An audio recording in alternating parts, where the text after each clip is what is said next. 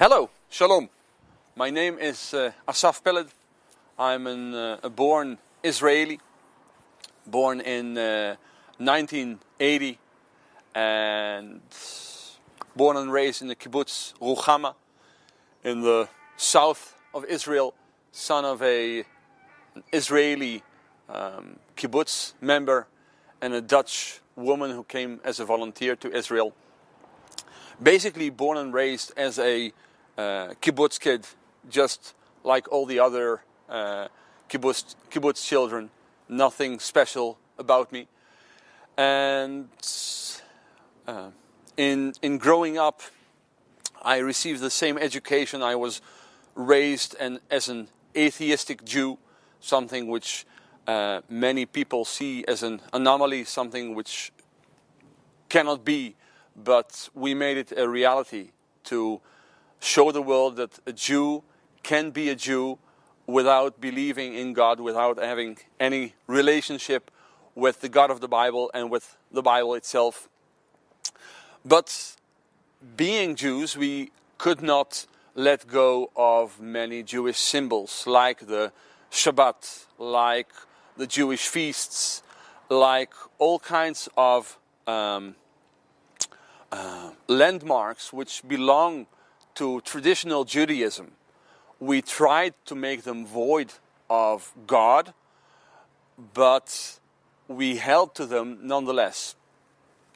And it went so for quite a few years, and then in my teenage years, a time when many of us start to think about the world around us and who am I in relation to my parents, to my family, to the society I'm in, to the world at large. This was the time that I started to think more philosophically about the big questions of life. Who am I and what am I doing here on earth? And up till that time, I gave a very secular and atheistic answer to these questions. I am here because I evolved from the apes, and I am here to make the most of it. And it would have gone for quite a while further, but at some time God entered this play of my life, and all of a sudden I, a very rational person, someone who always tries to understand what is before me and only think of things which I can prove, which are factual indeed, came to the realization that there is a God. And it was very strange at first, because I wasn't a religious man. I didn't have much contact with religious people whom I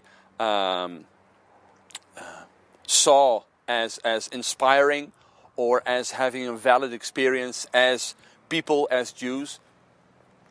And all of a sudden I could not deny that there is a God. And I saw him everywhere. I saw his hand in nature, in the events which took place in our nation. And still, I didn't know who this God is. I couldn't deny his existence, but I saw that there is a God. So I did what was upon me. I went to look for this God, to try to find out who he is and how he might reveal himself. And I always say that if you want to look for God or a deity in Israel, you can search for a very, very long time. So basically I started closest at home, just making contact with an Orthodox rabbi and having some discussions with him, some Bible studies. And after that, quite a few other options I have explored.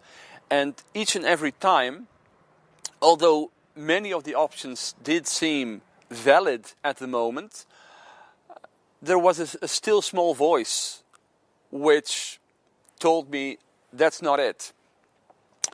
And so basically I just went further with my quest for truth. And then happened something which I did not expect.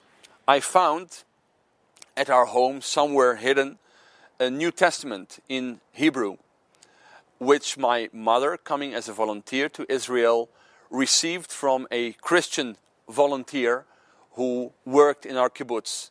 And in it she wrote, "I hope you and your husband," she was already married at the time, "will see the light through this book."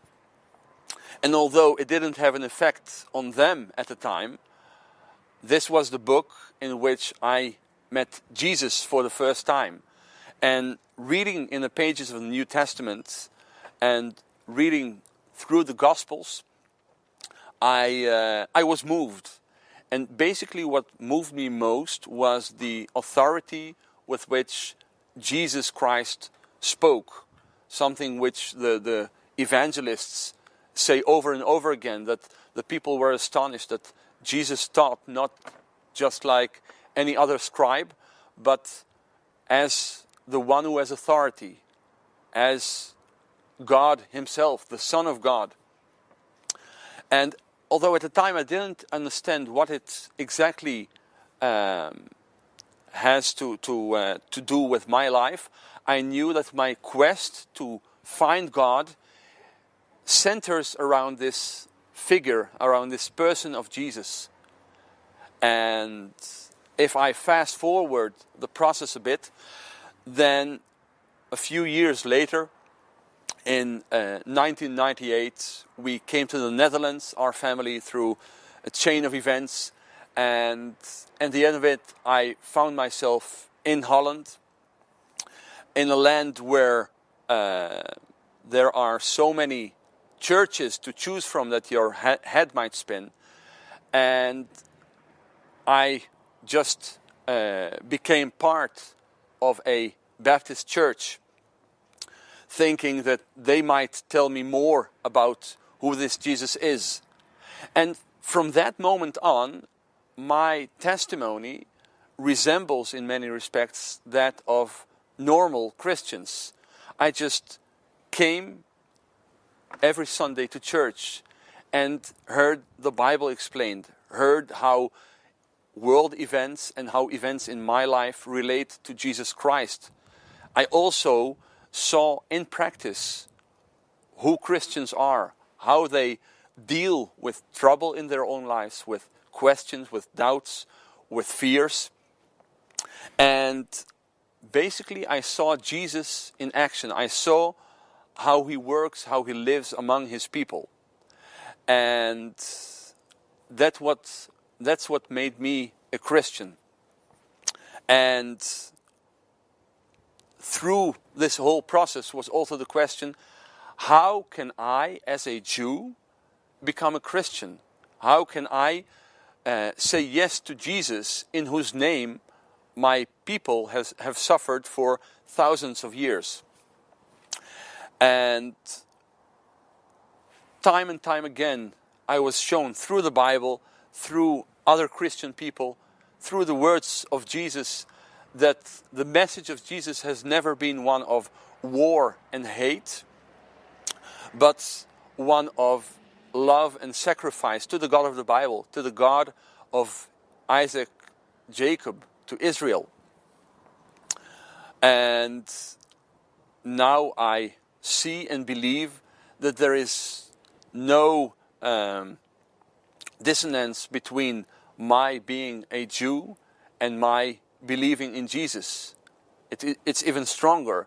My being a follower of Christ made me a true Jew, more than my father could ever be. And this is basically what I would like to challenge you, the listener, to think about and to pray whether this Jesus could make you a non-Jew if you believe in him, or otherwise, whether he could make you a deeper Jew than you have ever thought possible.